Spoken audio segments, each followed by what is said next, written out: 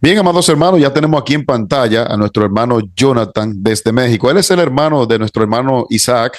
Ustedes saben que ellos tienen un canal eh, donde ellos allí promueven una serie muy buena acerca de Leviatán, una serie muy buena.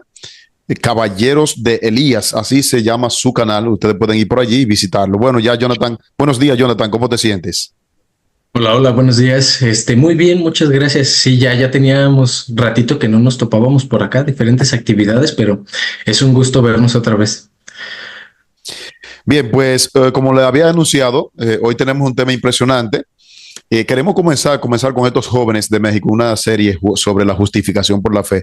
Es mucha la información que se encuentra en YouTube sobre la justificación por la fe, pero queremos ver un pan fresco, un pan nuevo. Ustedes saben que cada día la palabra de Dios tiene ideas nuevas y estos jóvenes nos van a traer, especialmente Jonathan nos va a traer en el día de hoy algo acerca de eso. Así que adelante, Jonathan, el tiempo que resta es tuyo.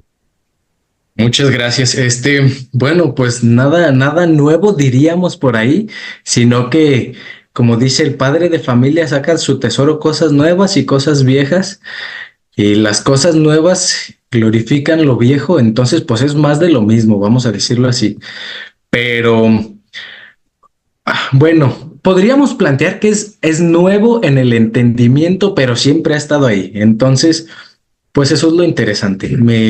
¿Se ve la pantalla bien? Idealmente se tiene que ver los dos pactos y una cruz. Sí, sí, se ve excelente bien la pantalla. Ok, muy bien. Entonces, pues este es el tema que vamos a abordar. Una vez más decíamos, pues es un tema que dentro de la Iglesia Adventista no es nuevo. 1888 se trató de esto y varias veces se trató de regresar a la luz de 1888.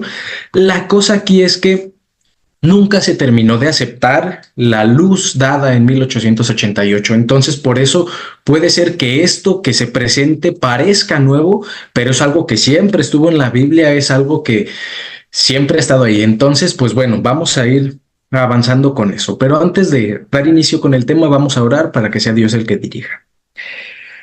Padre nuestro que estás en el cielo, santificado sea tu nombre. Señor, te damos gracias por la oportunidad que tú nos das. Te pedimos que este mensaje pueda llegar a todas las personas a las que tú tienes destinado, como tú has prometido que tu palabra no vuelva a ti vacía, sino que cumpla el propósito para el que le enviaste. Señor, que este mensaje pueda abrir las mentes y el corazón de las personas para que puedan conocerte. En nombre de Jesús. Amén. Muy bien. Pues entonces el tema que vamos a estar abordando aquí son la justificación por la fe, pero para poder entender un poquito más amplio la justificación por la fe tenemos que entender los dos pactos. Y bueno, vamos allá. Vamos a empezar con esta frase. Dice, bueno, esto es una frase popular dentro de el cristianismo, dado que ahora vivimos bajo el nuevo pacto, ya no vivimos bajo la ley, sino bajo la gracia. ¿Qué piensa usted de esta frase, hermano? Bueno, esta frase, mi querido Jonathan, es muy popular en el mundo evangélico, como tú acabas de decir, pero esta frase no da una licencia para violar los mandamientos, es lo que puedo entender a primera instancia. Ok, eso es completamente cierto y es parte del objetivo, ¿no? Muchos cristianos hoy en día piensan y con toda sinceridad que los 10 mandamientos son parte o es ese antiguo pacto que se clavó en la cruz y por lo tanto ahora somos salvos por la gracia, no somos salvos por la ley y ya no hay que guardar esos 10 mandamientos. Pero esto es una premisa verdadera, los 10 mandamientos fueron clavados en la cruz. Bueno, vamos a ir analizando eso a lo largo de esta charla, vamos a decirlo así. Pero si los 10 mandamientos, bueno, la cultura o el cristianismo evangélico suele decir que los 10 mandamientos son parte de ese antiguo pacto. Nosotros como adventistas no entendemos eso. No decimos los 10 mandamientos son ese antiguo pacto. Entonces, ¿qué entendemos como antiguo pacto? ¿Qué entiende usted, hermano? ¿Qué es la experiencia que tiene al respecto? ¿Qué es el antiguo pacto? Bueno, según yo he aprendido en la Biblia, el antiguo pueblo de Israel tenía 113 leyes. Dentro de esas 113 leyes habían 103 que constituían el antiguo pacto. En esa estaban los servicios de santuario, todos los ritos que apuntaban al Mesías, esa constituyen, hasta donde yo puedo entender, lo que es el viejo pacto. Ahora, el testimonio, cuando Dios le da el testimonio a Moisés, le dijo, mira, tú no lo vas a poner al lado del arca, tú lo vas a poner dentro del arca, marcando así una diferencia. Ok, ese es un punto importante en lo que acotó. Bueno, en la serie de Leviatán tocamos ya algo de el sacerdocio de Melquisedec, que el cual está desde el principio. De hecho, ahorita vamos a ir tocando así solo por encimita, pero también en la serie pueden encontrar un poquito más de información al respecto. Bueno, justo lo que usted acaba de comentar es lo que se entiende dentro de la iglesia adventista, que es el antiguo pacto. El antiguo pacto son las leyes de Moisés y el nuevo pacto, vamos a decir, bueno, podría entrar esa nueva modalidad, entre comillas, de salvación, ya no siguiendo las leyes rituales, ¿no? Ahora, me llama la atención que usted destacó que la ley de Moisés estaba a un lado del arca y los 10 mandamientos estaban dentro del arca. Pero entonces vamos a estos versículos. Vamos a estos versículos. Dice Colosenses 2, 13 y 14, y a vosotros, estando muertos en pecados y en la incircuncisión de vuestra carne, os dio vida, me salté, os dio vida juntamente con él, perdonándoos todos los pecados, anulando el acta de los decretos que había contra nosotros, que nos era contraria, quitándola de en medio y clavándola en la cruz. Aparentemente aquí diera a entender que se clavaran la ley en la cruz. Efesios 2, 14 al 15, porque Él es nuestra paz, que de ambos pueblos hizo uno, derribando la pared intermedia de separación, aboliendo en su carne las enemistades, la ley de los mandamientos expresados en ordenanzas, para crear en sí mismo de los dos un solo y nuevo hombre, haciendo la paz. Y Gálatas 3:13, Cristo nos redimió de la maldición de la ley, hecho por nosotros maldición, porque está escrito, maldito todo aquel que es colgado de un madero. Entonces, ¿hay una ley que se clavó en la cruz? ¿Usted puede entender de estos versículos que hay una ley que se clavó en la cruz? Y si es así, ¿cuál entendería usted que es la ley que se clavó en la cruz? Bueno, vuelvo y repito, tradicionalmente uno que viene de la iglesia, a nosotros le decimos la iglesia grande, la iglesia normal, la iglesia adventista, se ha enseñado tradicionalmente que todas esas leyes que eran sombra de Jesucristo, se ha enseñado que esas fueron las que quedaron clavadas en la cruz. Por ejemplo, cuando Jesús aparece, lo primero que Juan el Bautista dice, miren, he aquí el Cordero de Dios, dando a entender de que ya ellos no tenían que sacrificar, pero tristemente el pueblo siguió con la tradición y vemos que cuando Jesús llega al templo, encuentra vendiendo palomas, cordero, y se había convertido en un negocio. Y esas son las leyes que entendemos hasta ahora que fueron las que fueron clavadas. Ok. Ahora, la cosa es que como adventistas, institucionalmente se entiende esto, pero esto nos deja un hueco. Y vamos a plantear ese hueco. Si entonces son las leyes ceremoniales las que quedan clavadas en la cruz, entonces yo puedo comer puerco porque constituía parte de las leyes ceremoniales de alimentación. Y así como el puerco, entran algunos otros puntos donde, bueno, entonces ya no nos está prohibido porque era parte de las leyes ceremoniales y entonces ahora sí lo puedo hacer. Ahora Interesante. ya no me circuncido, ya no sacrifico, pero y entonces ya también puedo comer puerco. Y entonces podemos decir como los evangélicos, pues nadie os juzgue por comida, bebida, luna nueva, fiestas, sábados. ¿Me explico? Entonces, si nosotros decimos que la ley clavada en la cruz son los 10 mandamientos, nos estamos cargando los 10 mandamientos y el sábado. Pero si decimos que la ley clavada en la cruz es la ley ceremonial, entonces, ¿qué hacemos como adventistas promoviendo el vegetarianismo y no comer puerco? Ahora, Fíjate, personalmente yo soy vegetariano y no va por ahí, pero sí crea un... no A había ver, pensado, no había pensado en ese punto, Jonathan, pero es cierto, lo del sí, cerdo. estamos... Y justo a eso va, estamos malentendiendo los pactos y eso nos lleva, para empezar, en problemas con los evangélicos porque a la hora no sabemos cómo responder esto. Y también nos trae un problema con nosotros porque pues es parte de nuestra salvación.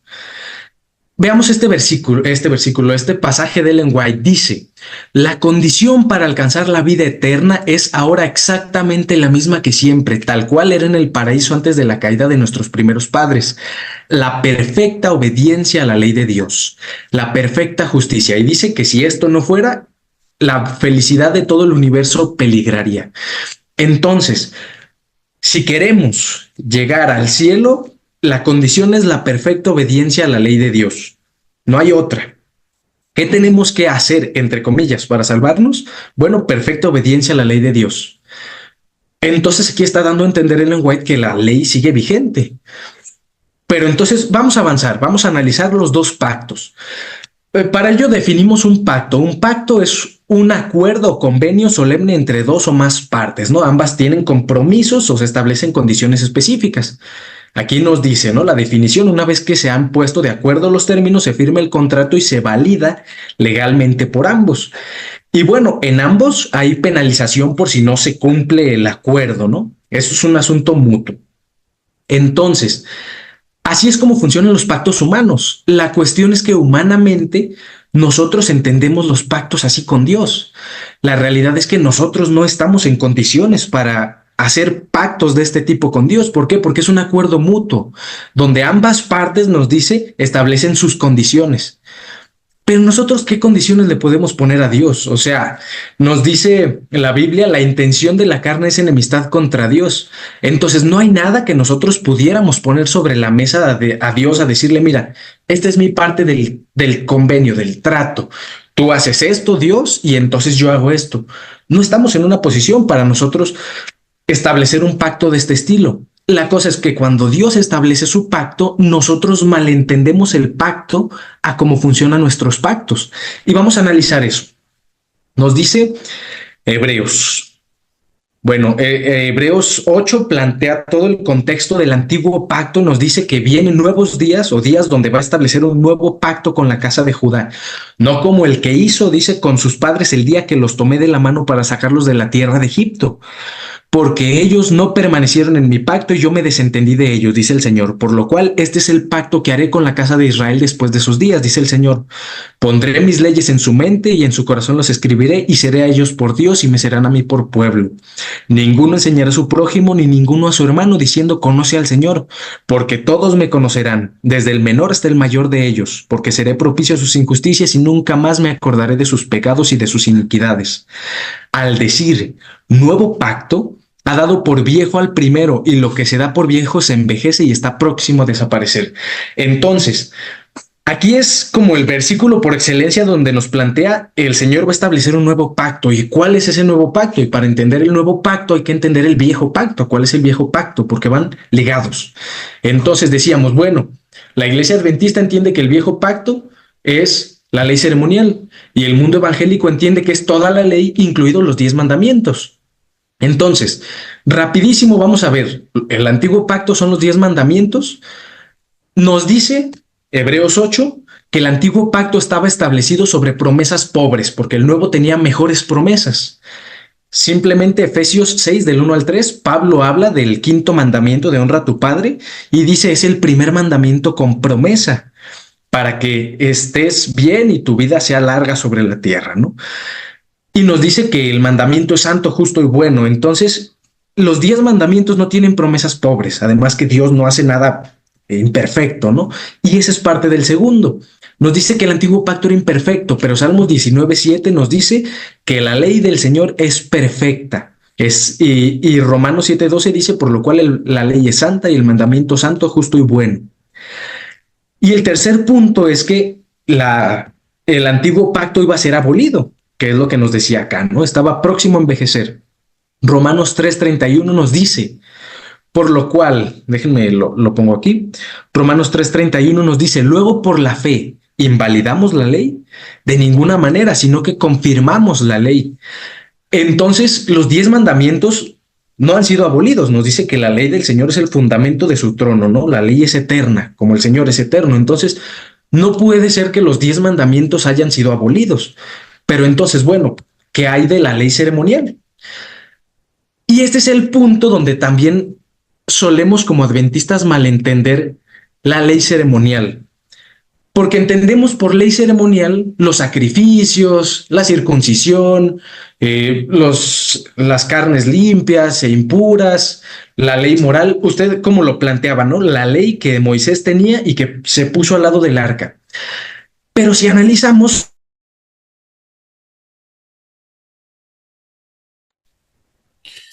Bueno, vamos a tener un poco de paciencia. De repente se le fue a Jonathan, se le fue la señal, pero está interesante el tema, ya que ustedes pueden ver cómo él está detallando los dos pactos, el antiguo pacto y también el nuevo pacto.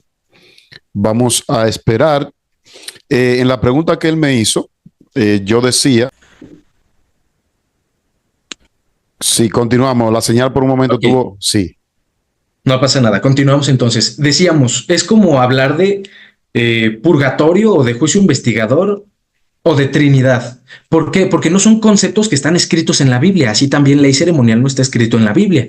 Sin embargo, son cuestiones o conceptos que explican, palabras que explican conceptos teológicos, vamos a plantearlo así, ¿no? Utilizados para describir ciertas partes de la ley, hablando de la ley ceremonial, partes de la ley de Moisés que regulaban conductas religiosas, sacrificios, ritos de purificación y prácticas por el estilo, ¿no?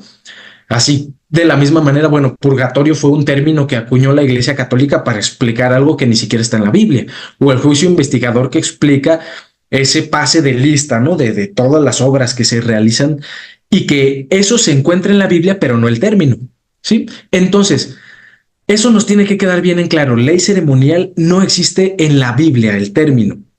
Continuamos con algunos de los ejemplos. La circuncisión no es algo que se le da a Moisés, sino que inicia con Abraham. Encontramos que Noé hace diferencia entre animales puros e impuros antes de que se escribiera Levíticos 11 incluso.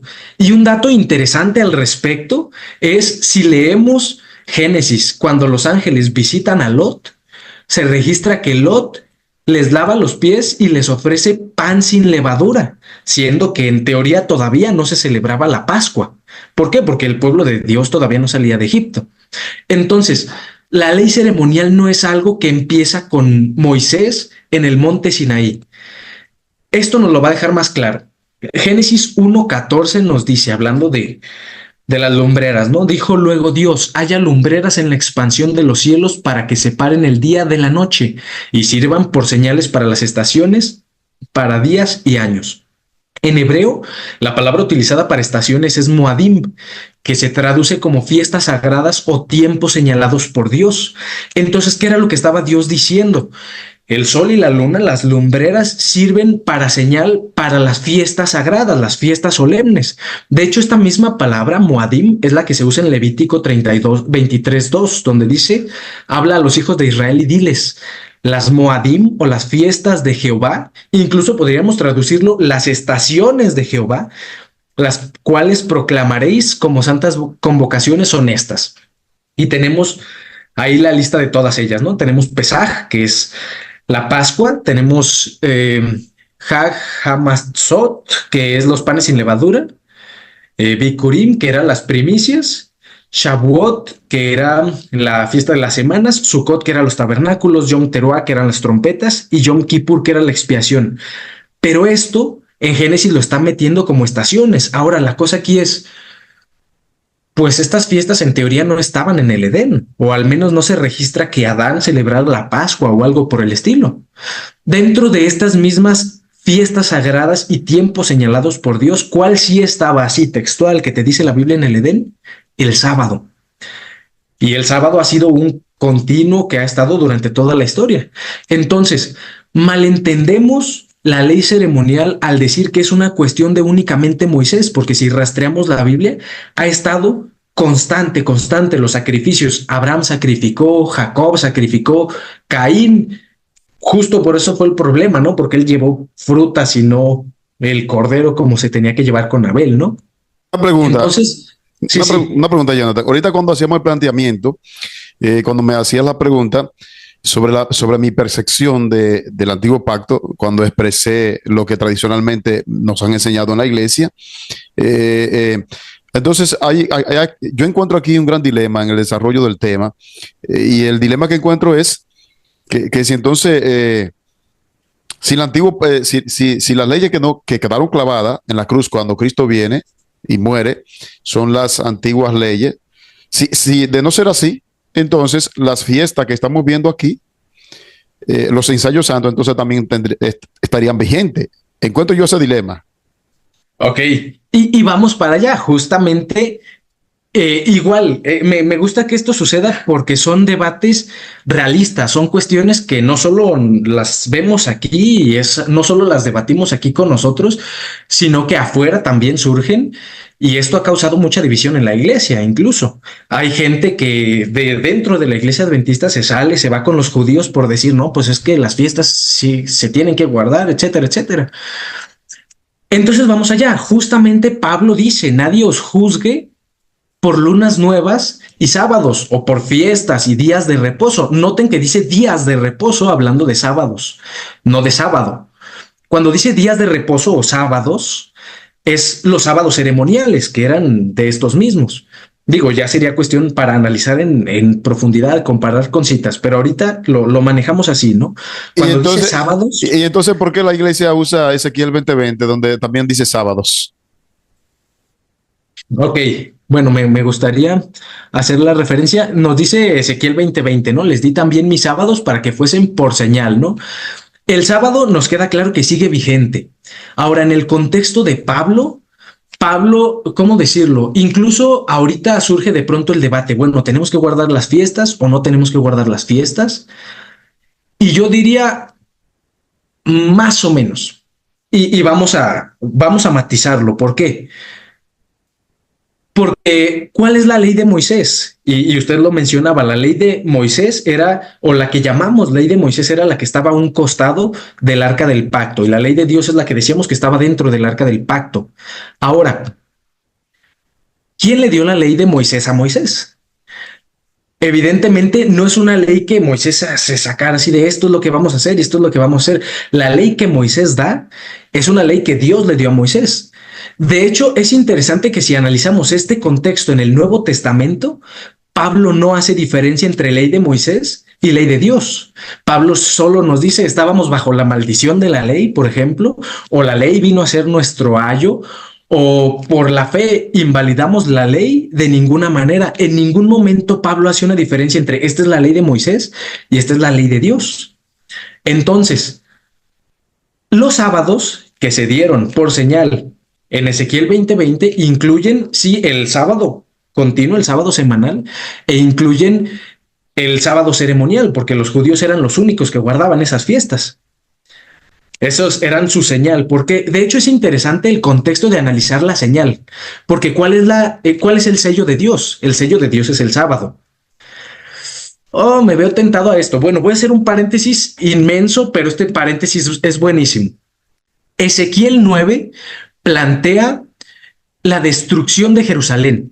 Espero no tardarme mucho en esto. Ezequiel 9 plantea la destrucción de Jerusalén y entran personajes con instrumentos para destruir. Y pasa un hombre con un tintero de escribano y se le dice, marca con una señal en las frentes.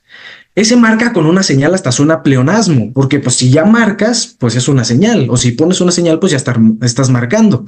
Pero si lo leemos en hebreo, dice marca con una tav, y tav se puede traducir como señal, o se puede traducir como literalmente la tav, que es la última letra del alfabeto, del alefato, alefbet del hebreo. Y se escribe de dos maneras. En el hebreo antiguo o paleohebreo se escribía así. De modo que la señal viene a ser una cruz. Pero en el hebreo moderno la señal se escribe, la tab se escribe así. De modo que la señal viene a ser una puerta. La tab en el hebreo tiene una connotación de puerta y se puede investigar. La tab es puerta. Entonces, ¿dónde vemos la señal como cruz? Bueno, la Iglesia Católica lo plagia con el miércoles de ceniza, ¿no?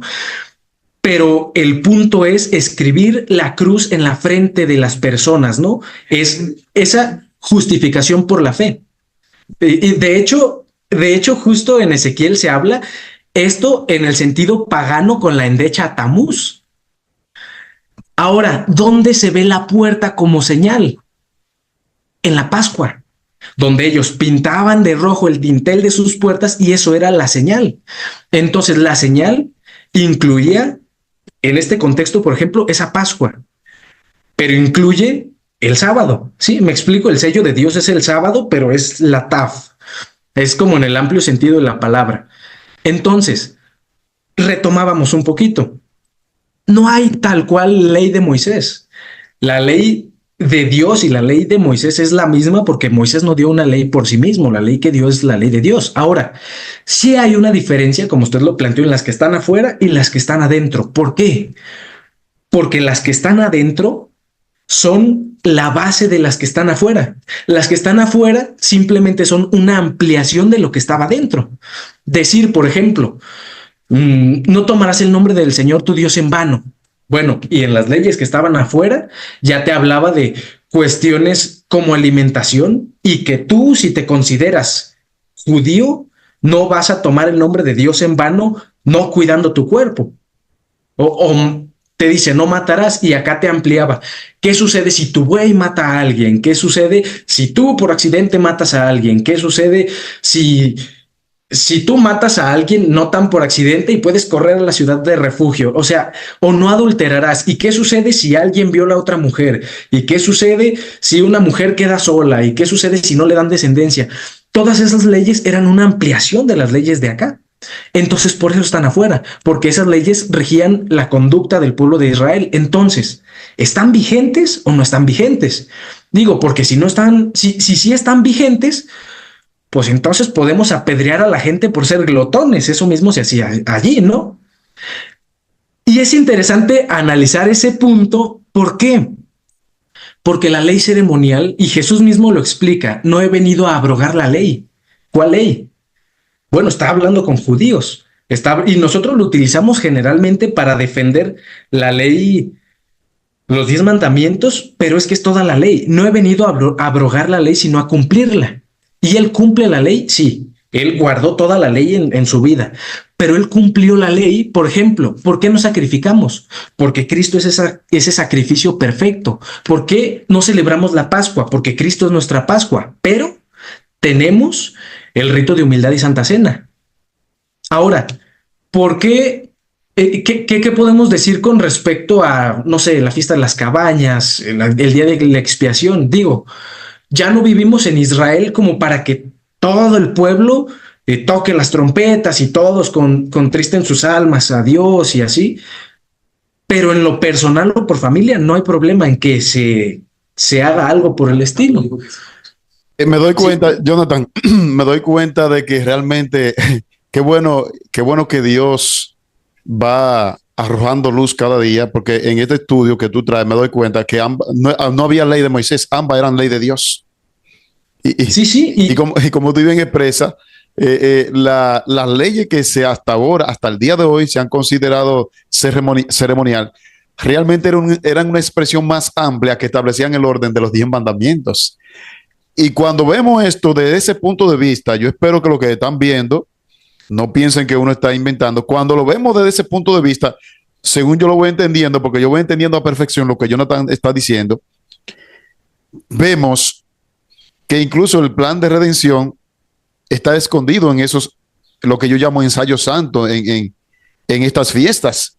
Entonces, si asumimos bajo el antiguo pacto que ya desapareció todo, entonces, ¿por qué tomamos tan en cuenta el día de la expiación?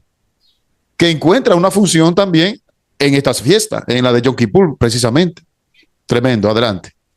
así es. Ahora, tanto Pablo como Ellen White hablan con respecto a guardar las fiestas. Tengo que guardar el día de la expiación, tengo que construir mi cabaña y salirme toda una semana. Bueno, Ellen White lo plantea, esa conciencia. No voy a hacer salvo por hacerlo o por no hacerlo, esa conciencia. Pero vamos que, no sé, se obtienen buenas lecciones de eso y uno amplía su comprensión de lo que eso representa al realizarlo. Los campestres adventistas. Justo los campestres que se realizaban en la iglesia adventista tenían que ver con eso. Ahora, Analizando algunas otras, ¿no? Ya habíamos visto, no tenemos Pascua, pero tenemos Santa Cena, no sacrificamos porque Cristo es nuestra Pascua, ¿no? Hablando de no apedreamos a la gente porque no vivimos en una teocracia. Ahora, en su contexto, toda la sociedad se regía bajo esa ley de Dios, bajo la ley que había sido dada a Moisés. Todos se regían por eso. Y al principio Dios era como el rey y después ellos establecen su propio rey, pero seguían bajo esa misma ley y entonces esas cuestiones se hacían. Pero ahora notemos algo interesante. Cuando Roma los domina, podían hacer todo menos la pena de muerte. La pena de muerte estaba supeditada al Imperio Romano. Ahora Pablo hace un análisis interesante al respecto y nos dice que el Estado es puesto por Dios y no en vano lleva la espada, me parece que es Romanos 16 o Romanos 13, y nos dice, no en vano lleva la espada para castigar al que hace lo malo. Así que si haces el bien no te preocupes, pero si haces lo malo teme. Entonces, no apedreamos porque, bueno, ahora el Estado es el que ha estado designado por Dios para cumplir esa función. Y así podemos analizar varios puntos, ¿no? No hay circuncisión, pero hay la circuncisión del corazón, que tanto debate hubo con Pablo, ¿no? Y con Pedro. Entonces, las leyes de Moisés, mal dichas leyes de Moisés, las leyes ceremoniales también, son una ampliación de la ley de los 10 mandamientos y no caducaron porque Cristo no vino a abolir. Entonces, ¿cuál es la ley clavada en la cruz? ¿Y cuál es el antiguo pacto? Porque si no es la ley ceremonial y no son los 10 mandamientos, pues entonces, ¿qué es? Y entonces vamos a ir para allá. Ahora, parte de esto, parte de la creencia o de lo que llamamos dispensacionalismo. El dispensacionalismo es una teoría creada por los jesuitas que habla de que es por periodos históricos, ¿no? Antes de la muerte de Cristo, ellos se salvaban por seguir esos ritos y ceremonias y después ahora la salvación es por fe. Y esto ha entrado en la iglesia adventista y no decimos que antes se salvaban por las ceremonias, sino que sí decimos, sí se salvaban por fe, pero sí decimos eso era el antiguo pacto y este es el nuevo pacto. Entonces vamos a decir, no entró completamente, pero entró. Sin embargo, la salvación siempre ha sido por fe. Teníamos por aquí un versículo que nos dice, por cuanto por la ley ninguno se justifica para con Dios, queda manifiesto que el justo por la fe vivirá. Entonces, la salvación siempre ha sido por fe y la ley ceremonial justo a eso apuntaba. Entonces, si hay cosas que ahora no guardamos, por ejemplo, de la ley ceremonial, es porque esa sombra encontró su cumplimiento, el tipo se encontró con el antitipo y por eso, por ejemplo, nos sacrificamos. Entonces, vamos a analizar esto, ¿no? La ley de Moisés contra la ley de Dios. Que era bueno, esto es parte de lo que ya comentamos. Entonces vamos a pasar a esta parte, el pacto eterno. Hablábamos que entendemos mal el concepto del pacto. Hablábamos que nosotros solemos entender como el pacto que Dios establece con nosotros como algo que Él nos ofrece y algo que nosotros le ofrecemos y hay ese intercambio, ¿no? Y si alguien no cumple, bueno, hay penalización. Pero la realidad es que Dios siempre cumple y nosotros decíamos no estamos en posición de hacer pactos con Dios. Entonces encontramos que en todo momento los pactos que se hablan en la Biblia, los pactos que Dios hace con su pueblo son pactos unilaterales. Un ejemplo perfecto que encontramos en esto es en Génesis 15 y ahorita lo vamos a desmenuzar un poco. Pero encontramos, cuando leemos el Nuevo Testamento, al hablar de pacto, encontramos la palabra diateque o diateques, dependiendo cómo se conjugue, pero es diateque. Que este diateque tiene una connotación de testamento más que de pacto, en contraposición con sinteque, que tiene vamos a decir, la connotación de convenio. Entonces, sinteque tiene esa connotación de lo que nosotros ofrecemos y Dios nos ofrece algo donde ambas partes participan, pero diateque, que es el pacto o testamento, es algo unilateral, donde el testador escribe el testamento y se lo da al testado, ¿no? A la persona que va a recibir. No es algo que nosotros ofrecemos a Dios, es algo que simplemente Dios nos da, Dios nos promete. Una herencia. No es algo que nosotros hagamos. Una herencia, no encuentro mejor palabra que eso, una herencia. Perfecto. Entonces, el ejemplo perfecto que encontramos, pongo un versículo como ejemplo, Mateo 26-28. Esta es mi sangre del diateque, del nuevo pacto, la cual es derramada por muchos para remisión de pecados. Por algo nos dice, somos salvos por gracia, ¿no? Es una herencia. Ahora, un ejemplo de esto es Génesis 15. Génesis 15 nos habla del nacimiento de Isaac y ahorita lo vamos a analizar un poquito más. Pero llegan los ángeles con Abraham y le dicen, oye, tu mujer va a tener un hijo y tu hijo pues es la promesa, ¿no? El hijo de la promesa. ¿Qué hizo Abraham para eso? Nada, no hizo nada. ¿Qué hizo Sarai para eso? Nada, al contrario, hasta era estéril. ¿Y cómo iba ella a cumplir su parte del trato si ella era estéril? De hecho, ellos intentaron cumplir su parte del trato y ahorita lo vamos a ver. Y por eso tenemos ahorita a todo el Islam, ¿no? A los descendientes de Ismael. Pero entonces, si nosotros no podemos hacer nada, y es lo que vemos en esta historia, Dios simplemente promete a Abraham, él hace lo que tiene que hacer, da vida a lo que estaba muerto, que en este caso es el útero, el sistema reproductor de Sara, y cumple su promesa sin que Abraham lo haya ganado, sin que haya hecho algo para merecerlo, nada, nada, nada. Por eso es que constantemente te dice la Biblia, y Abraham creyó y le fue contado por justicia, Noé creyó y le fue contado por justicia. ¿Por qué? Porque, a ver, ¿ellos habían hecho algo para ser justos? No. No podríamos decir así, cumplían toda la ley al pie de la letra. De hecho, dice, no hay justo ni siquiera uno. No hay hombre que no peque. Y que nuestra justicia es como trapo de inmundicia. Exacto. Entonces, ¿cómo es que fueron contados como justos? Porque creyeron. Y entonces es donde empezamos a ver un poquito más esto de los pactos. Ahora, justo este ejemplo es el que usa Pablo en Gálatas y que tantas veces nos rompe la cabeza y vamos a ver por qué. Dice Pablo, decidme los que queréis estar bajo la ley. ¿No habéis oído la ley? Es como Pablo regañando, a ver, ¿tú quieres seguir entonces bajo la ley? Y esto se utiliza para atacarnos, ¿no? Pues ustedes quieren seguir bajo la ley porque siguen guardando los 10 mandamientos. No, y ahora peor porque este mongalo viene a decir que también la ley de Moisés. Entonces, no, pues estos quieren estar bajo la ley. Pero está escrito que Abraham tuvo dos hijos, uno de la esclava y otro de la libre. Bueno, ¿cuál es la esclava y cuál es la libre? Vamos a ver. Pero el de la esclava nació según la carne, más el de la libre según la promesa. Lo cual es una alegoría, pues estas dos mujeres son los dos pactos. Uno proviene del monte Sinaí, el cual da hijos para esclavitud. Este es Agar. Y entonces es donde los evangélicos pues ganan bastante ventaja contra los adventistas. ¿Por qué? Pues porque nos dice que el antiguo pacto, el que da hijos para esclavitud, es el del Sinaí. Y nosotros decimos, pues es que ¿qué hubo en el Sinaí? Pues los 10 mandamientos principalmente y la ley de Moisés o la ley ceremonial. Pero lo más remarcable del monte Sinaí son los 10 mandamientos. Entonces, pues ustedes quieren estar bajo la ley guardando los 10 mandamientos, pero ve, aquí Gálatas 4 me dice que no, son esclavos ustedes. Porque Agar es el monte Sinaí en Arabia y corresponde a la Jerusalén actual, pues está junto con sus hijos en esclavitud. Más la Jerusalén de arriba, la cual es madre de todos nosotros, es libre, porque está escrito, regocíjate, oh estéril, tú que no das a luz, prorrumpe en júbilo y clama, tú que no tienes dolores de parto, porque más son los hijos de la desolada que de la que tiene marido. Así que nosotros como Isaac somos hijos de la promesa. Y quedémonos con ese concepto, hijos de la promesa.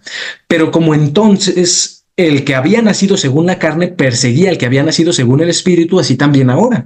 Más que dice la escritura, echa fuera la esclava y su hijo, porque no heredará el hijo de la esclava con el de la libre, de manera hermosa.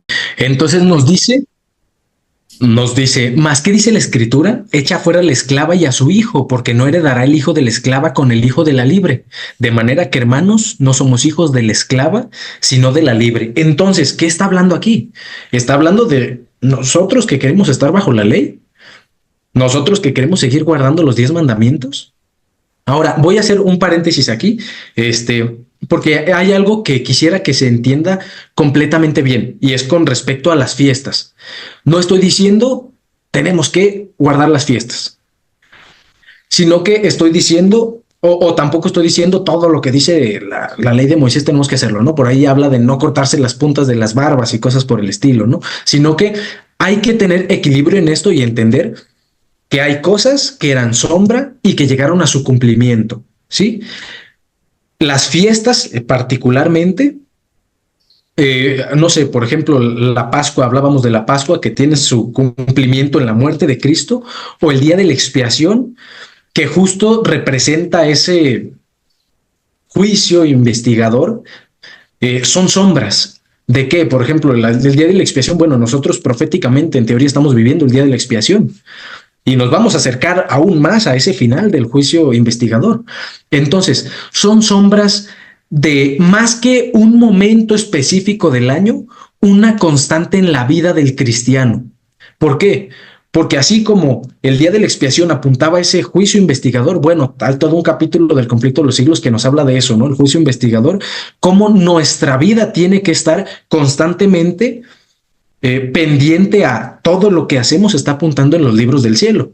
Entonces, más que yo decir, ah, sí, el 14 de Nisan guardo la Pascua, es la esencia de la Pascua. ¿Por qué? Porque eso pasó con los judíos. Se perdieron en las sombras, se perdieron en las formas, se perdieron en la letra y se olvidaron de lo que la letra representaba, que representaba a Cristo, que representaba la vida que tenían que vivir, el espíritu de la ley. Por algo dice la letra mata y ahorita lo vamos a ver más adelante. Entonces, más que decir las fiestas, es la conducta o la vida que tenemos que vivir, ¿sí? Entonces, es un paréntesis que era importante hacer. Pero entonces, ahora, la ley es algo que tenemos que guardar y que decía el camino a Cristo que es la condición, perfecta obediencia a la ley de Dios. Pero entonces aquí me dice que el Sinaí es el antiguo pacto, da hijos para esclavitud y ese tiene que ser echado fuera porque no heredará el hijo de la esclava con el de la libre, pero el de la libre es la Jerusalén de arriba. Entonces, en teoría te está diciendo, el que sigue el pacto del Sinaí no va a heredar la Jerusalén de arriba. Pero entonces, ¿cuál es el pacto del Sinaí? Porque generalmente nos cerramos a entender, bueno, son los 10 mandamientos o la ley ceremonial, pero vamos a analizar cuál es el pacto del Sinaí. Para analizar el pacto del Sinaí necesitamos conocer cuál es el pacto de Dios. Y el pacto de Dios se le llama nuevo pacto, pero va a ser interesante saber que ese nuevo pacto es el mismo pacto que él ha tratado de hacer con el hombre siempre. Va a ser el pacto de siempre, el pacto eterno. De hecho, es más antiguo que el antiguo pacto. Pero entonces, ¿por qué se le llama nuevo pacto? Bueno, porque él lo está renovando, sus misericordias se renuevan cada mañana, pero podríamos entenderlo en el contexto del pacto eterno. Veamos este texto, Oseas 6, 6 y 7, porque misericordia quiero y no sacrificio, y conocimiento de Dios más que holocaustos. Vean eso, porque eso encierra la esencia del pacto. Misericordia quiero y no sacrificio, y conocimiento más que holocaustos. Hablamos de lo que realmente refleja tu vida más que las sombras, más que los sacrificios, más que las ceremonias. Mas ellos, cual Adán, traspasaron mi pacto. Allí prevaricaron contra mí. ¿Dios había hecho un pacto con Adán? Sí, aquí lo dice. Ahora, hizo un pacto con Noé y el arco iris era esa representación. ¿Cuál era? Entra tú al arca. Bueno, básicamente viene el diluvio y yo te voy a salvar a ti y a tu familia. Y su chamba era construir el arca, nada más. No hizo nada para merecer salvarse, vamos a decirlo así. Hizo un pacto con Abraham y ya lo vimos. Ahora, este es el pacto. Notemos que él dice mi pacto, no dice mis pactos, sino que ha sido el mismo pacto de siempre. El mismo pacto que le ofreció a Abraham es el mismo pacto que le ofreció a Adán, es el mismo pacto que le ofreció a Jacob, Noé y toda su descendencia. Entonces, vamos a analizar un poquito lo que habíamos visto en Gálatas. ¿Qué sucede? Dios hace una promesa. Tú vas a tener un hijo. Pero, pues, ¿cómo va a tener un hijo si Sara es estéril? Lo más lógico es que, o médicamente, no puede tener un hijo. Entonces se les ocurre decir, bueno, pues seguramente se refería a que yo iba a tener un hijo, pues con la sierva.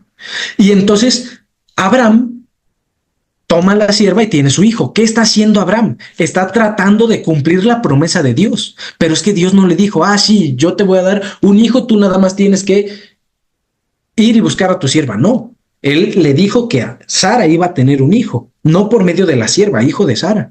Entonces Dios promete y ahora Abraham trata de cumplir las promesas de Dios, cosa que para él es imposible porque Sara es estéril y entonces se busca la sustituta. Y bueno, el problema en el que se mete por querer cumplir las promesas de Dios. Ahora, cuando Adán traspasaron mi pacto, Pablo dice que Adán no fue engañado, que Adán pecó sabiendo las cosas. Entonces, ¿cuál es el momento en el que rompe el pacto? Bueno, pues Eva come del fruto y en ese momento Adán se queda como de, tenemos un problema y ¿cómo va a resolver Dios este problema? Y come del fruto tratando de él resolver por sí mismo el problema. Y entonces viene Dios al huerto y los busca y es interesante el comparar las hojas de higuera con las pieles con las que los viste, pero vamos a hacer esta anotación más adelante. A lo que voy es, el pacto es el mismo que ha sido siempre, un pacto eterno. De hecho, veamos estas citas. De Ellen White, de Signs of the Times, dice, el pacto de misericordia fue hecho antes de la fundación del mundo, ha existido desde toda la eternidad y es llamado el pacto eterno, para que vean que no es algo que, ahora ya le cambió de nuevo pacto a pacto eterno, pues no es de mi invención. El pacto de la gracia, favor inmerecido, existía en la mente de Dios desde los siglos eternos, se lo llama el pacto eterno. Y entonces, ¿cuál es el pacto del monte Sinaí? Veamos esto, porque es interesante. Y Dios hizo algo maravilloso.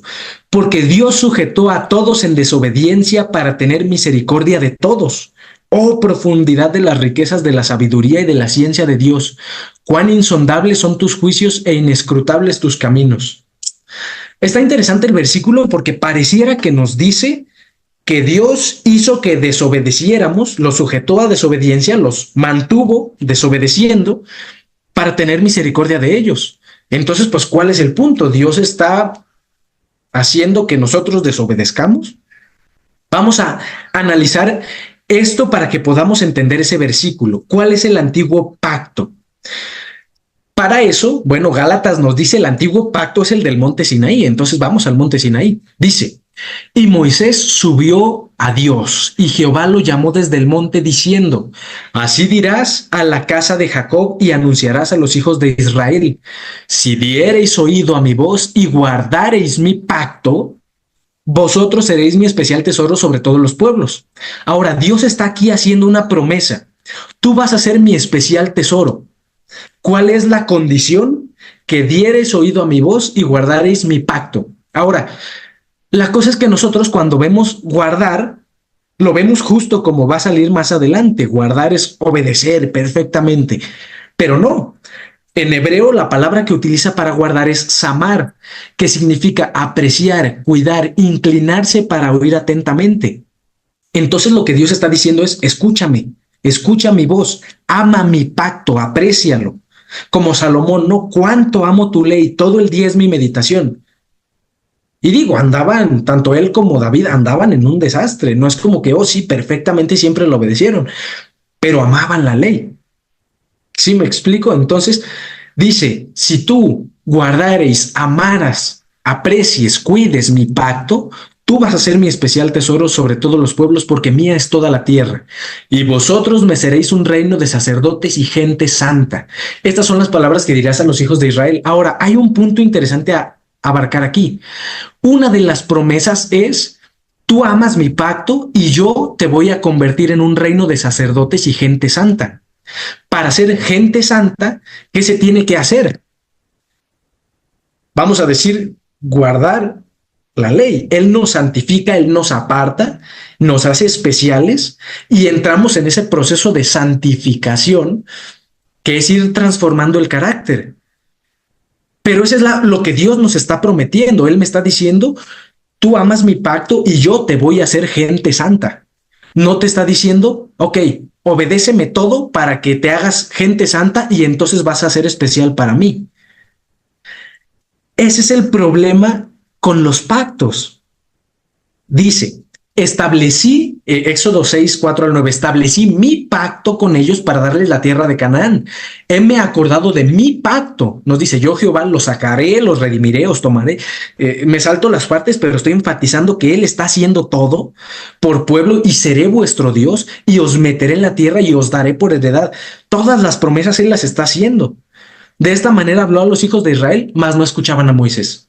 ¿Cuál era el punto del pacto? Escucha mi voz y guarda mi pacto o presta oído a mi pacto. Pero ellos no escuchaban. Dios hacía todo y ellos no escuchaban. Y entonces vamos a esta cita. Nos dice, las bendiciones del nuevo pacto están basadas únicamente en la misericordia para perdonar iniquidades y pecados. En el nuevo y mejor pacto, Cristo ha cumplido la ley por los transgresores de la ley, si lo reciben por fe como Salvador personal.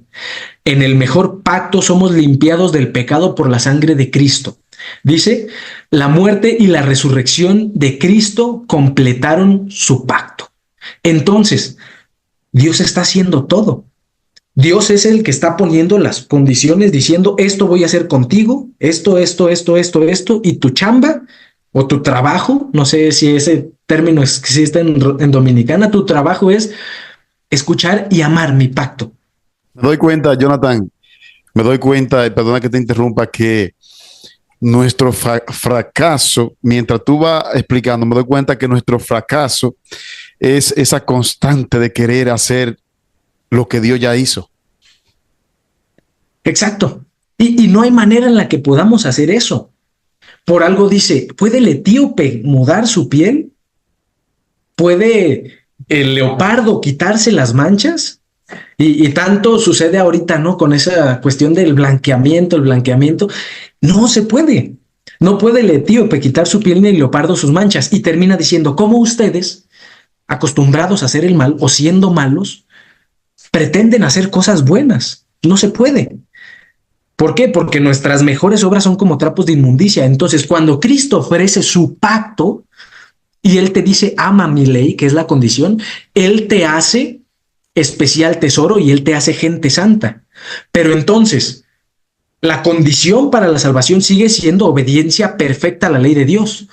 Pero en el nuevo y mejor pacto, Cristo ha cumplido la ley perfectamente por los transgresores de la ley. Ahora, Cristo lo ha cumplido todo, Él ha cumplido toda la ley, de manera que tú, como Abraham, creyó y fue contado por justicia. Si tú lo recibes por fe, como Salvador personal en el mejor pacto, serás limpiado del pecado por la sangre de Cristo. Ahora, no estoy diciendo, bueno, podemos pecar sin problema ni nada, no. Pero es que el enfoque lo tenemos que tener en el punto donde es y lo vamos a ir profundizando más. Nos dice, todo el pueblo, continúa diciendo, ¿no? Todo el pueblo observaba el estruendo, los relámpagos y el sonido de la bocina y el monte que humeaba, y viéndolo el pueblo temblaron y se pusieron de lejos y dijeron a Moisés, habla tú con nosotros y nosotros oiremos, pero no hable Dios con nosotros en forma directa para que no muramos. ¿Qué estaba diciendo Dios? Tu único trabajo es escuchar mi pacto, pero ellos no querían oír su pacto porque no querían morir. Entonces ellos ponen un mediador, mandan a Moisés para que sea su mediador entre el pueblo y Dios. Estamos viendo la amplitud de esto. Entonces, bueno, Moisés vino y contó al pueblo todas las palabras de Jehová y todas las leyes, y todo el pueblo respondió a voz y dijo, haremos todas las palabras que Jehová ha dicho. Y Moisés escribió las palabras y ya se fue al monte y pone las 12 columnas. Pero entonces el pueblo está diciendo, nosotros lo vamos a hacer. Y justo es lo que está sucediendo con Abraham, ¿no? Dios le dice, te voy a dar el hijo de la promesa. Voy a hacer todo lo que has dicho. No, te estoy diciendo que yo te lo voy a dar. Y justo por el querer hacer él todo lo que Jehová ha dicho, pues el problema en el que se metió. Eso es lo mismo que está sucediendo en el Sinaí, y es lo que Pablo está haciendo la comparación entre ambos. El pueblo dice, nosotros haremos. Pero ese haremos era lo que Dios había prometido. No hay mejor manera. De hecho, aquí está, ¿no? Otra vez, haremos todas las cosas que Jehová ha dicho y obedeceremos. Entonces Moisés tomó la sangre y roció sobre el pueblo y dijo, he aquí la sangre del pacto que Jehová ha hecho con vosotros sobre todas las cosas. Y como el pueblo quería ese pacto y el pueblo concerta ese pacto, Dios acepta su pacto con promesas pobres. ¿Cuáles son sus promesas pobres? Yo voy a obedecer al pie de la letra todo lo que tú me has dicho. ¿Por qué es pobre? Porque no puedes obedecerlo. Porque tú siendo malo no puedes hacer cosas buenas, porque tú siendo etíope no puedes cambiarte la piel. Entonces estaba fundado bajo promesas pobres. Podía tener la mejor intención del pueblo, pero de todas maneras no funciona, porque nosotros por nosotros mismos no podemos hacer nada. El lenguaje lo explica perfecto. Dice, los israelitas no percibían la pecaminosidad de su propio corazón y no comprendían que sin Cristo les era imposible guardar la ley de Dios. Ellos están haciendo su pacto sin Cristo, pero no nos dice que el conocimiento de Dios y el conocimiento de Cristo es la vida eterna, y con excesiva premura concertaron su pacto con Dios. Veamos este punto, porque no está diciendo aceptaron el pacto de Dios. Ellos pusieron el pacto que ellos querían y Dios les aceptó. Creyéndose capaces de ser justos por sí mismo, declararon, haremos todas las cosas que Jehová ha dicho y obedeceremos. Entonces, eso es lo que a veces no vemos, que en el Sinaí había dos pactos. El pacto que Dios les está ofreciendo, tú oye mi voz y ama mi pacto, y tú vas a ser mi especial tesoro y te voy a hacer santo y vas a poder obedecer completamente. Y el pacto del pueblo, yo voy a obedecer perfectamente para que tú me consideres tu especial tesoro. Continuamos. Nos dicen algunos versículos, nos dice de dónde es este. Porque la ley, teniendo la sombra de los bienes venideros, no la imagen misma de las cosas, nunca puede, por los mismos sacrificios que se ofrecen continuamente cada año, hacer perfectos a los que se acercan. De otra manera cesaría de ofrecerse, pues los que tributan culto limpios una vez no tendrían ya más conciencia de pecado. Pero en estos sacrificios cada año se hace memoria de los pecados, porque la sangre de los toros y los machos cabríos no puede quitar los pecados. Por lo cual entrando en el mundo dice, sacrificio y ofrenda no quisiste, mas me preparaste un cuerpo, holocausto y expiaciones por el pecado no te agradaron. El antiguo pacto, el pacto que Dios acepta del pueblo y que él ratifica en el monte Sinaí y con el que les sacrifican el toro y les asperjan la sangre al pueblo, el pacto que está ofreciendo el pueblo está siendo una sombra del nuevo pacto que Dios iba a cumplir en su Hijo. Pero este pacto no podía limpiarles los pecados. ¿Por qué? Porque constantemente se tenían que estar sacrificando animales. Nos dice, por eso yo también les di estatutos que no eran buenos y decretos por los cuales no podrían vivir. Dios dando algo malo. Pero si dice que toda buena dádiva y don perfecto provienen de lo alto, entonces ¿cómo puede Dios dar algo malo?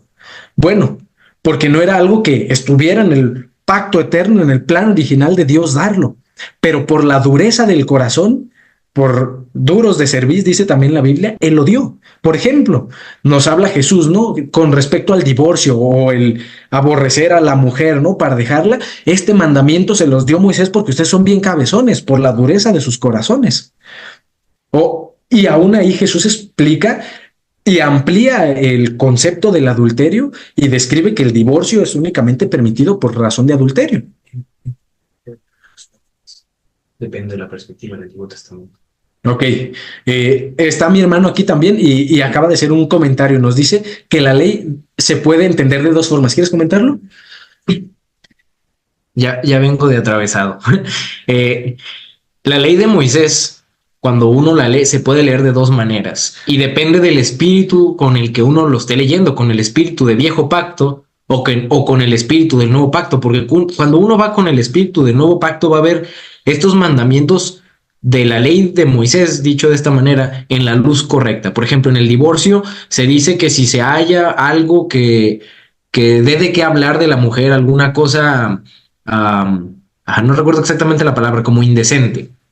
Entonces los fariseos decían, pues cualquier cosa que no me parezca, que a mí me incomode, me sea indecente, pues por esa razón la puedo dejar. Pero Jesús dice, es que ese mandamiento se dio por la dureza de los corazones, pero sí hay una cosa indecente por la que se puede divorciar, ¿no? Cuando es por adulterio. Entonces, cuando uno entiende, digamos, esa cosa indecente en la mujer como el adulterio, está correcto ese mandamiento, pero si uno quiere aplicárselo como uno quiere, pues ahí va. Por ejemplo, hay gente que lee cuando antes de casarse, dos personas conciertan una relación sexual, tenían que casarse. Y no está hablando de una relación sexual forzosa, pero hay quienes lo leen así y así lo quieren entender. Entonces ellos están viéndolo desde una perspectiva de viejo pacto, cuando en el nuevo pacto esa ley diría, cuando dos personas conciertan una relación no forzosa sexual, entonces la persona va a tener que pagarle una multa al padre de esta manera, pero no era una relación forzosa. Y muchos dicen, es que estaba comprándole a la hija que violó. Y no es cierto, porque el mismo Antiguo Testamento penaba con la muerte a un violador. Entonces, la ley de Moisés se puede leer desde esas dos perspectivas. Y tristemente el pueblo de Israel solo vio la perspectiva, digamos, de que Dios dio mandamientos que eran malos. Sí, entonces volvemos al antiguo pacto. Los términos del antiguo pacto eran: obedece y vivirás. Maldito el que no confirme las palabras de esta ley para cumplirlas, decía en el texto, ¿no? Por eso, en el antiguo pacto no habían segundas oportunidades. Tú eras glotón, apedreado. Tú no cumplías la ley, tú adulterabas, apedreado. Pero el nuevo pacto está fundado bajo mejores promesas, la de el perdón de los pecados y de la gracia de Dios. Entonces, Dios le dio al pueblo judío ese pacto porque ese pacto fue el que ellos quisieron, porque Él les ofreció el nuevo pacto, pero ellos no quisieron ese nuevo pacto y ellos concertaron su propio pacto con Dios. ¿Quiere hacer otra acotación? Por ejemplo, hablando de las leyes del viejo pacto, esto de obedece y vivirás, lo vemos de esa manera, como decíamos, se puede leer de dos maneras. Está la ley de si tu hijo es glotón, borracho, contumaz y rebelde, apedréalo. Ahora, los judíos, al parecer, según lo que yo he consultado con judíos, no tienen ningún registro de que haya muerto un hijo por estos motivos. ¿Por qué? Porque nosotros podemos leer como que las leyes duras. Haces esto, te mueres. Pero dentro del mismo pacto, cuando lo leemos con la visión correcta, había misericordia. Por ejemplo, el de este muchacho que peleándose maldijo a Dios y fue puesto en la cárcel mientras se decidía y se consultaba con Dios para ver qué iba a hacer. Dios es un Dios misericordioso, Dios es tardo para la ira. Y mientras ese muchacho estaba en la cárcel, y eso es lo que a veces no vemos con la perspectiva, bien este muchacho se pudo haber arrepentido. Pero entonces llegamos a ver que el pueblo le puso las manos y lo apedrearon. ¿Por qué? Porque el muchacho no se arrepintió, pero tuvo el tiempo de estar en la cárcel mientras Dios le contestaba a Moisés para arrepentirse. Entonces a veces pensamos, es que se da la ley y directamente hay que morir. Por ejemplo, el apedrear a una mujer adúltera no era una obligación. El hombre bien podía haberse divorciado de la mujer y no era una obligación apedrearla. Pero depende del corazón y de la dureza de cada uno. Si quiere perdonarlas y si le da una segunda oportunidad, o si pues decide apedrearla como también dictaba la ley. Y ninguna de las dos era como tal incorrecta, pero pues dejaba ver hasta cierto punto qué había en el corazón de cada quien. Otro ejemplo al respecto son las ciudades refugio.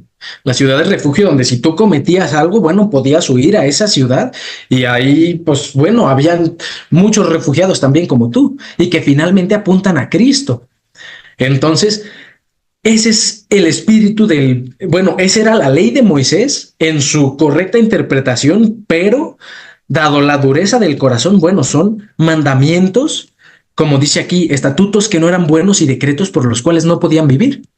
Ahora, cuando uno lo mira desde ese punto de vista que acaba de explicar Isaac, Jonathan, entonces comprende a perfección el ojo por ojo y diente por diente. Para mí que el ojo por ojo y diente por diente era humano, dependía del perdón. Sí, por eso nos dice, perdonad para que seáis perdonados. O sea, el ojo por ojo no es solo, sí, te hizo, tú hazle, no, perdonad para que seáis perdonados. Ahora, la cosa aquí es que este mismo pacto se ha visto repetido y repetido y repetido a lo largo de la historia. ¿Por qué? Porque Cristo viene a buscar a Adán en el Edén. ¿Dónde estás? Y Adán escondido. Porque se vio a sí mismo desnudo, se vio a sí mismo que él había sido retirado el manto de luz, de justicia que tenía. Y entonces, ¿qué él trata de hacer? Cubrir esa falta de justicia por sí mismo. Y entonces teje las hojas de higuera. Que, por cierto, la higuera en Israel tiene una connotación interesante, tiene esa connotación de prosperidad. Por eso Jesús maldice a la higuera, ¿no? Porque tenía muchas hojas y al final no había fruto. Entonces, las hojas de higuera tienen una connotación interesante. Literalmente, el símbolo te está diciendo como Adán cubriendo su falta de justicia con sus obras, con su apariencia de prosperidad y apariencia de frutos. Se cubre con las hojas de higuera. Y al final viene Cristo y lo cubre con el sacrificio del cordero. Y eso está una y otra vez en la Biblia, Caín y Abel.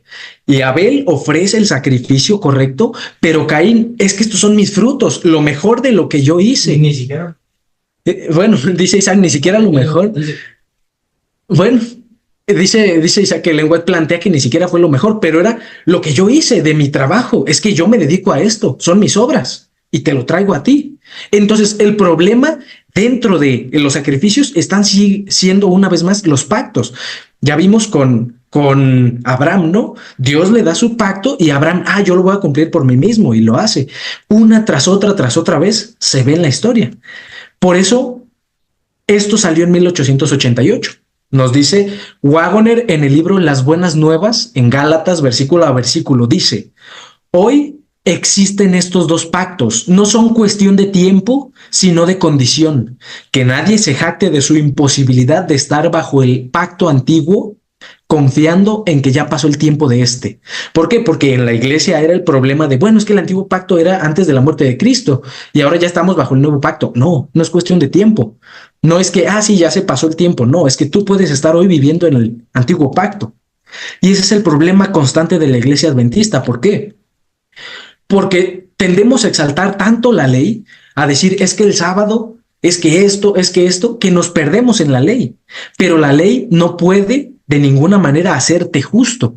El único que te puede hacer justo es Cristo. Y a menos que tengas a Cristo en el corazón de la ley, o como el corazón de la ley, no puedes guardar por ti mismo la ley. Entonces nos dice, ahora bien, aún el primer pacto tenía ordenanzas de culto, un santuario terrenal, y el otro no, como el pacto que hice con sus padres el día que los tomé de la mano para sacarlos de la tierra de Egipto, porque ellos no permanecieron en mi pacto y yo me desentendí de ellos.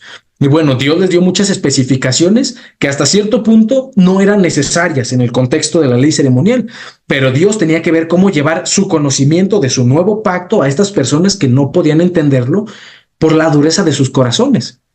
Después de esto, el pueblo peca, Moisés rompe las tablas vamos a decir, porque el pueblo rompe el pacto y el pueblo merecía la muerte, como decía. No, nos está comentando otra cosa. Isaac nos dice, antes de Moisés, el sistema sacrificial era muy sencillo. Y sí, vemos cómo Abraham sacrificaba esto y el otro, pero después de Moisés entra un montón de cuestiones de que sacrificios y esto, y si eres pobre esto, o si es... Se complejiza mucho. Dios debía destruir a todo el pueblo una vez que peca. Ese es el simbolismo de Moisés rompiendo las tablas y los reprende por su dura cerviz. Interesante que Moisés intercede ante el pueblo. Al ver su condición pecaminosa, vieron su necesidad de perdón y sintieron la necesidad de un salvador. De hecho, esto está en uno de los citas de Ellen White que vamos a ver un poquito más adelante.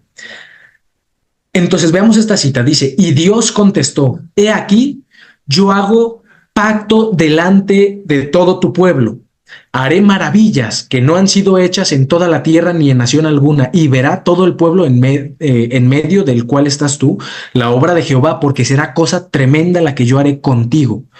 Ahora, cuando Dios le da esto, Moisés baja del monte Sinaí y nos dice la Biblia que su rostro brillaba porque había estado en comunión con Dios. Ahora, el pueblo no podía quedársele viendo a Moisés por el brillo que traía, que era, vamos a decir, sombra de la gloria tremenda de Dios, y se vela el rostro de Moisés. En el contexto de los pactos, esto es interesante porque esta cosa tremenda, estas maravillas que hizo Dios, es justamente eso. El velar el rostro de Moisés también está simbolizando lo que Dios hizo con su pacto. Dios toma el nuevo pacto y encima lo cubre con el antiguo pacto. De modo que le da el antiguo pacto al pueblo pero dentro del antiguo pacto estaba velado el nuevo pacto, estaban simbolizado el nuevo pacto. ¿Para qué? Para que el pueblo una y otra vez, de lo cabezones que eran, llegando al antiguo pacto, vieran que ellos no pueden cumplir la ley por sí mismos, que ellos no son suficientes y que necesitan un Salvador, y cayeran en el nuevo pacto. Entonces Dios toma el nuevo pacto y lo vela. Veamos lo que dice esta cita. Habían presenciado la grandiosa majestad de la proclamación de la ley y habían temblado de terror ante el monte, y sin embargo, apenas unas pocas semanas después quebrantaron su pacto con Dios al postrarse a adorar una imagen fundida. No podían esperar el favor de Dios por medio de un pacto que ya habían roto. Y entonces, viendo su pecaminosidad y su necesidad de perdón, llegaron a sentir la necesidad del Salvador revelado en el pueblo, en el pacto de Abraham y simbolizado en los sacrificios, de manera que mediante la fe y el amor se vincularon con Dios como su libertador de la esclavitud del pecado. Ya estaban capacitados para apreciar las bendiciones del nuevo pacto. Hasta que se toparon con que realmente ellos no podían cumplir, es donde caen al nuevo pacto. Y ese era el propósito de Dios. Por eso les dio, en este caso, a Moisés como intermediario, a la tribu de Leví como sacerdocio intermediario, y vamos a decir, limitó el acceso del pueblo a Dios, y el que podía accesar en el santuario era el sacerdote, pero Cristo se hace sacerdote y ahora tenemos libertad para entrar en el santuario por medio de la sangre de Cristo.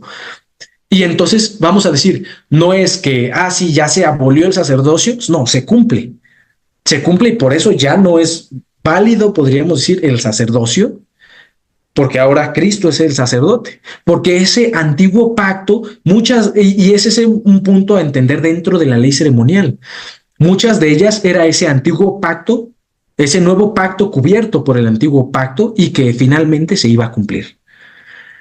Nos dice, en cuanto a la piedra, el que caiga sobre ella se estrellará, y a quien la piedra le caiga encima, lo aplastará. Bueno, esto simbolizando, por ejemplo, a la roca, que es Cristo, ¿no? Siendo manifiesto que sois carta de Cristo expedida por nosotros, escrita no con tinta, sino con el Espíritu del Dios vivo, no en tablas de piedra, sino en tablas de carne del corazón.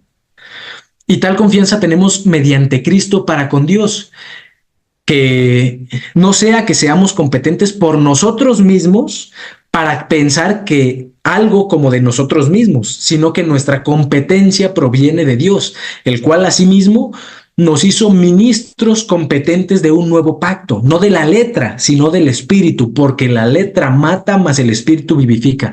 Una vez que entendemos los pactos, podemos entender a las claras lo que nos está tratando de decir Dios en estos textos. No es la ley quedó atrás, la ley ya no se guarda. No. Estamos hablando en el contexto de los pactos.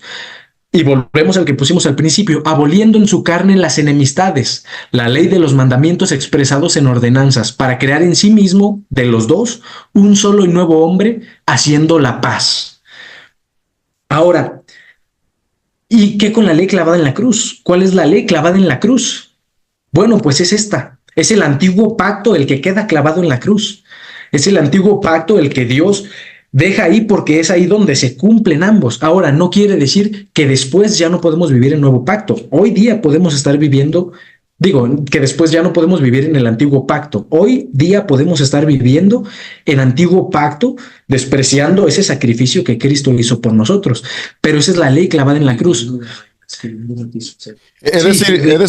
Jonathan, es decir que ese antiguo pacto, el cual quedó clavado, podríamos decir, es esa forma farisaica de Sandy querer poder guardar. Bueno, lo hemos representado en la parábola del fariseo y el publicano que van al templo. Yo ayuno 2 veces por semana, doy la parte que me toca del diezmo, y sin embargo el otro que no quería ni siquiera alzar sus ojos, ese fue el que salió glorificado. Sí, justamente. Y en la iglesia adventista se ve mucho. Yo, vegetariano, sigo la reforma pro salud porque eso me va a llevar a la santificación. No. Ahora, Ellen White sí especifica que la reforma pro salud es para que el espíritu pueda trabajar en ti, pero no es porque tú sigues la reforma pro salud por la que vas a llegar a ser santo, no. Y así del diezmo o guardar el sábado, nos perdemos en la letra, pero la letra mata. Justo por el antiguo pacto, la ley del antiguo pacto guiando al pueblo es porque se le compara con ese maestro. Por eso nos dice, de manera que la ley ha venido a ser nuestro ayo, ese maestro que enseñaba al hijo hasta que se hacía grande y ahora ya no era dependiente del maestro, para llevarnos a Cristo, a fin de que fuésemos justificados por la fe. Pero venida la fe, ya no estamos bajo ayo, vamos a decir, venido el nuevo pacto, el entendimiento del nuevo pacto, ya no estamos bajo ese antiguo pacto. Ahora, la ley es la misma, pero la visión de la ley es la diferente, es la que cambia. Dice palabras de vida del gran maestro, los mandamientos, no sé si hasta la tengo aquí, no. Nos dice palabras de vida del gran maestro, los 10 mandamientos son habilitaciones. No te está diciendo son reglas que tienes que cumplir sin equivocarte nunca, son habilitaciones. ¿Qué diferencia es ver cuando dice el mandamiento no matarás a no mates? No dice no mates, dice no matarás. Podríamos plantearlo, está haciendo una promesa. Tú amas mi ley, tú amas mi pacto y yo voy a cumplir en ti ese no matarás. Y tú no matarás. No es que ya automáticamente ahorita te lo acabo de decir y ya no matas, no. Es un proceso en el que el cristiano va caminando y por fe el carácter de Cristo se va poniendo en él y entonces él llega a cumplir perfectamente la ley. Visto desde ese punto, todas las citas de Ellen White cobran otro sentido. Voy a leer solo una porque hay un montón, bueno, tal vez dos, pero vean esta. Me pregunto, está en Fe y Obras, página 22.2. Me pregunto, ¿de qué manera puedo exponer este tema con exactitud? El Señor imparte todas las facultades, toda la gracia, toda la constricción, todo buen impulso, todo el perdón de pecados al presentar su justicia para que el hombre la haga suya mediante la fe, la cual también es un don de Dios. La fe también es un don de Dios. Entonces, literalmente Jesús está haciendo todo. Si ustedes reúnen todo lo que es bueno, santo y noble y amable en el hombre y lo presentan ante los ángeles, ellos lo verían como una traición. ¿Por qué? Porque tú no puedes hacer nada, porque Jesús está haciendo todo. Y otra cita de Ellen White nos dice, las almas y los cuerpos están corrompidos y contaminados por el pecado. El corazón está alejado de Dios y sin embargo muchos luchan con su propia fuerza finita para ganar la salvación mediante buenas obras. Piensan que Jesús obrará parte de la salvación, pero que ellos deben hacer el resto. Los tales necesitan ver por fe que la justicia de Cristo como única esperanza para el tiempo y la eternidad. Por eso Ellen White cuando habla de las obras, o cuando habla de que tú tienes que hacer algo, tu trabajo es someter tu voluntad a la voluntad de Dios. O sea, dejar que Él tome el control. O pelear, por ahí tiene una cita donde dice como tipo sudar, sufrir, cosas por el estilo, para pelear la buena batalla de la fe. No está diciendo para que tú dejes todos tus pecados, no, tu buena batalla de la fe, porque tú no vas a poder vencer por ti mismo.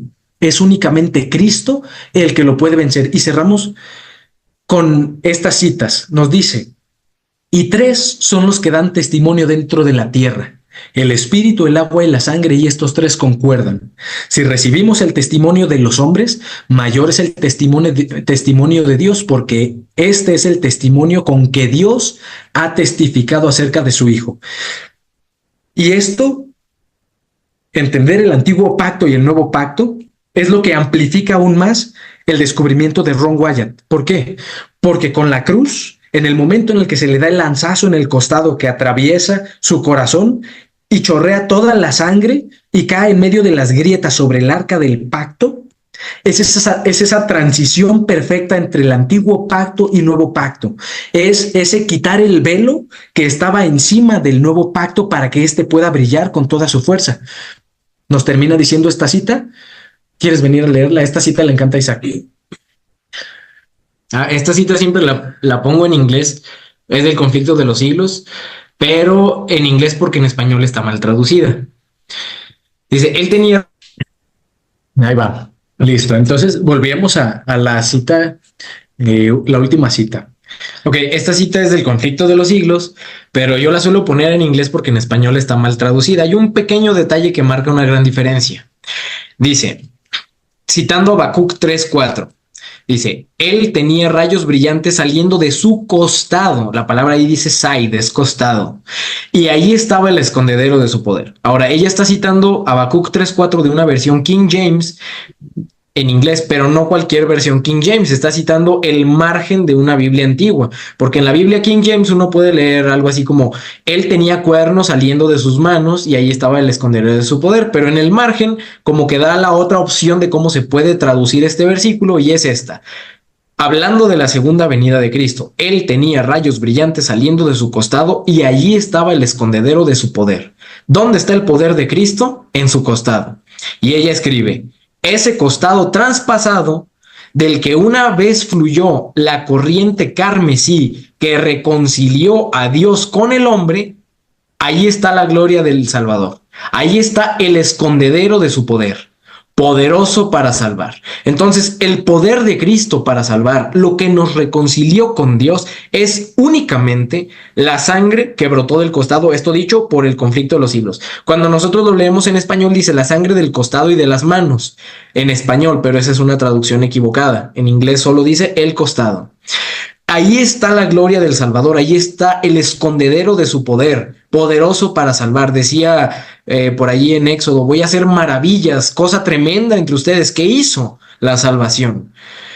Dice Ellen White, a través del sacrificio de la redención, él fue capaz de ejecutar justicia sobre aquellos que despreciaron la misericordia de Dios. Entonces eso es lo que nos dice Ellen White sobre el costado de Cristo. Visto de esa manera, ¿qué diferencia es ver los pactos a la luz de esto? Porque entonces, ¿cuál es nuestro trabajo? Nuestro trabajo es obedecer sin nunca equivocarnos los mandamientos de Dios. Es más, simplemente nuestro trabajo es obedecer los mandamientos de Dios. No, nuestro trabajo, pese a que la única condición es obedecer los mandamientos de Dios, nuestros esfuerzos se tienen que centrar en pelear la buena batalla de la fe, en conocer a Cristo en todos los días, poner nuestra voluntad en la voluntad de Cristo para que Él sea el que tome el control y Él es el que va a cumplir esa obra en nosotros. Por eso dice, Él pone en ustedes el querer como el hacer por su buena voluntad. Y a veces nos quedamos con el querer porque Él despierta en ti el interés de buscarlo, sí. Como decía la otra cita, ¿no? Él pone la fe, Él pone las obras. Él pone el querer como el hacer por su buena voluntad. Entonces, pues la invitación es esa, dejar de vivir en el antiguo pacto y tratar de hacer lo que jamás vamos a poder hacer y confiar en las promesas de Dios, que Él es el que nos va a hacer santos. Bien, agradecemos, hermano Jonathan, puro justificación por la fe. Yo pude aprender muchísimo. Una de las cosas que más me llamó la atención es que es cierto, nosotros en ese afán, que muchas veces, como decía Jonathan, con buena intención, ese afán de querer agradar a Dios, que desde el punto de vista de nuestra intención es bueno. En ese afán de querer obedecer, perdemos de vista que lo que dijo Jesús, sin mí, nada podéis hacer. Entonces agradecemos a Jonathan, a cada uno de ustedes, esperando que ustedes puedan entender. Y este apenas es uno de los temas que vamos a iniciar con Jonathan y su hermano acerca de la justificación por la fe, porque como decía al principio, fíjate que yo desconocía algunas cosas concernientes al antiguo pacto y hoy hemos aprendido bastante. Vamos a tener una palabra de oración, Jonathan, para culminar. Vamos a cerrar y no sin antes invitarlos a, de pronto, la idea es que todo esto se pueda entender, pero si hay algún concepto, alguna cuestión un tanto compleja o algo por el estilo, pues la pueden poner en los comentarios y en la siguiente intervención que hablemos de justificación por la fe, pues podemos aclarar esos puntos. Entonces, pues sin más, vamos a orar. Padre nuestro que estás en el cielo, santificado sea tu nombre. Señor, te agradecemos por el gran sacrificio que hiciste por nosotros. Te agradecemos por ese pacto que aún hoy nos ofreces, ese pacto que fue ratificado con la sangre de tu Hijo sobre esa arca, el que nos dio la salvación. Te damos gracias porque lo único que nos pides es amar tu ley, escuchar tu voz, amar tu pacto. Te pedimos que nos ayudes a cumplir eso porque nosotros no podemos cumplirlo por nosotros mismos. Te pedimos que nos ayudes a todos los días caminar contigo como lo hizo Enoc, para que tú perfecciones nuestro carácter y puedas convertirnos, como has prometido, en ese especial tesoro y gente santa. En nombre de Jesús, amén. Amén. Bien, abrazos, Jonathan y también Isaac. Que en este 2025 podamos tener siempre en mente ese pacto eterno y que podamos dejar que la justicia de Cristo nos cubra para poder obedecer su palabra. Abrazo y feliz día. Igualmente, nos vemos.